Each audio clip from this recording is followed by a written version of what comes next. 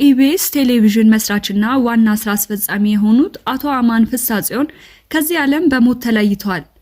የኢትዮጵያ ሚዲያ ኢንዱስትሪ ፈርቀዳጅና የኢቢኤስ ቴሌቪዥን መስራችና የቀድሞ ዋና ስራ አስፈጻሚ የነበሩት አቶ አማን ፍሳጽዮን ባደረባቸው ህመም በሕክምና ሲረዱ ቆይተው ዛሬ የካቲት 4 ቀን 2018 ዓ.ም ከዚህ ዓለም በሞት ተለይተዋል። አቶ አማን ኢቢኤስ ቴሌቪዥንን በመመስረት በኢትዮጵያ የቴሌቪዥንና የመዝናኛ ዘርፍ ላይ አዲስ ታሪክ የጻፉ ዘመናዊ አሰራርን ያስተዋወቁና ለበርካታ የሚዲያ ባለሙያዎች የሙያ አባት የነበሩ ባለራዕይ መሪ እንደነበሩም ባልደረቦቻቸው ይመሰክራሉ።